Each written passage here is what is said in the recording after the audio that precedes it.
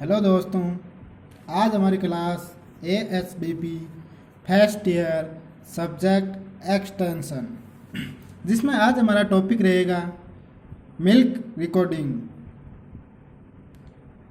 ठीक है, तो दुग्ध अभिलेख ये क्या होता है, इसके बारे में पढ़ेंगे। ये क्यों करते हैं, इसका क्या लाभ है तथा इस पर प्रभाव डालने वाले कारक कौन कौन से कारक है देखेंगे। मोस्ट इम्पोर्टेंट क्वेश्चन बनेगा यहाँ से कि दुग्ध अभिलेख किसे कहते हैं या मिल्क रिकॉर्डिंग किसे कहते हैं तथा उसके लाभ लिखिए, या मिल्क रिकॉर्डिंग किसे कहते हैं उसके दुग्ध उत्पादन पर असर डालने वाले कारक लिखिए। दो क्वेश्चन इस टॉपिक में बहुत इंपॉर्टेंट बन रहा है, तो देखेंगे।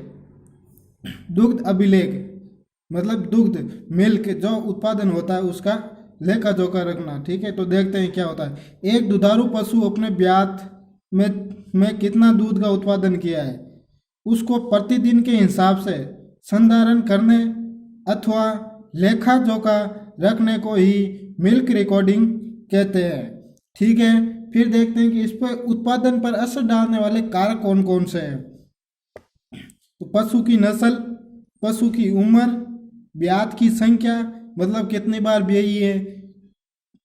ठीक है, फिर पशु का शारीरिक आकार, उसका आकार, फिर पशु प्रबंधन एनिमल मैनेजमेंट, तो आवास व्यवस्था है उसके अंतर्गत। पशु का आहार, पशु को आहार कैसा दिया जाता है, आवास व्यवस्था कैसी है।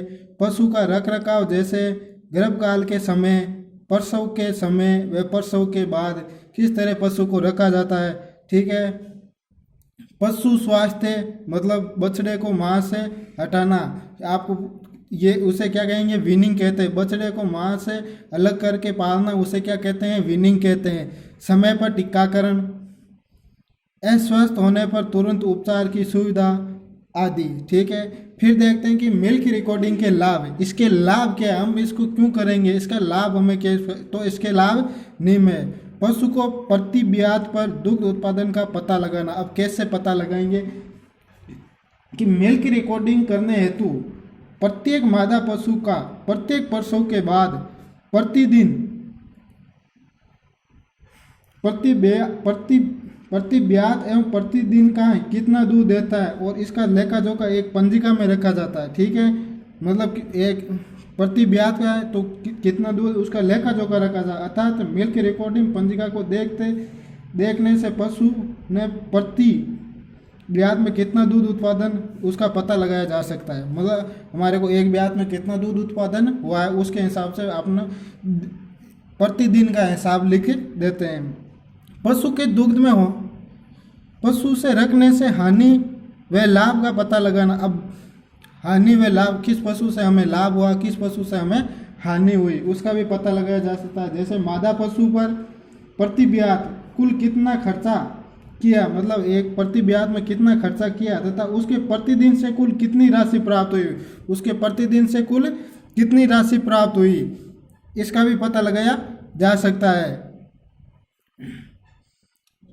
ठीक है, फिर उसका प्रतिदिन कितना ब्याज ब्याने के बाद कितना लाभ आने उसको एक पंजिका में किया जाता है। ठीक है, फिर निष्कासन, जो पशु लगातार हानि दे रहा है उस पशु को मिल्क रिकॉर्डिंग के आधार पर निष्कासन करने अथवा पशु को बेचकर फार्म को लाभ प्राप्त किया। अपने पास जो पशु है उसे हमें नुकसान हो रहा है तो उस पशु को बेच देना ही निष्कासन या क्यूलिंग्स कहते हैं।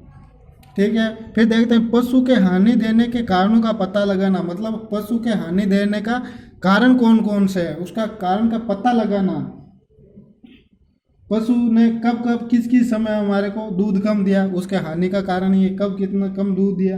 क्या पशु उन दिनों में बीमार तो नहीं हो गया, बीमार पशु का समय पर इलाज हुआ कि नहीं, जो बीमार हुआ उस पर हम इलाज किया कि नहीं, उसका हानि का पता लगाना। ठीक है, सब कुछ ठीक था फिर भी दूध उत्पादन रिकॉर्ड में कम हुआ, मतलब एकदम पशु फिर भी ठीक था लेकिन दूध उत्पादन में कमी आ गई।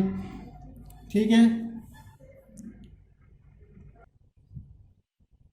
फिर नेक्स्ट है हमें विभागीय दुग्ध प्रतियोगिता के लिए दुग्ध अभिलेख के माध्यम से ही चयन संभव है। मतलब जो भी हमारा दुग्ध उत्पादन उसमें प्रतियोगिता में भाग ले, दूध उत्पादन के आधार पर चयन का संभव है। फिर दुग्ध का मिल्क रिकॉर्डिंग के होता है तो अच्छे जानकार अनुभवी पशुपालक आपको अच्छा विक्रय मूल्य भी देगा। कम खर्चा अधिक आय, मतलब इसका कम खर्चे और अधिक आय भी इसका लाभ है। जैसे मिल्क रिकॉर्ड रखने से ये आपको महसूस होगा कि उन्नत नस्ल के कम पशु रखने पर मेहनत भी कम करनी पड़ती है तथा आय भी अधिक प्राप्त होती है। मादा पशु का प्रति ब्यात रिकॉर्ड रखते हैं तथा यदि उत्पादन अच्छा होता है तो उसको केंद्रीय योजना के आधार पर आहार खरीदने हेतु अनुदान राशि भी दिया जाता है। ठीक है, ये थे हमारे मिल्क रिकॉर्डिंग के कौन कौन से कारक थे जो प्रभाव असर डालते थे, कौन कौन से लाभ प्राप्त होता हमारे को लाभ, और उसकी परिभाषा मोस्ट इम्पोर्टेंट क्वेश्चन बनता है। फिर नेक्स्ट हमारी क्लास होगी हेड रजिस्ट्रेशन। धन्यवाद।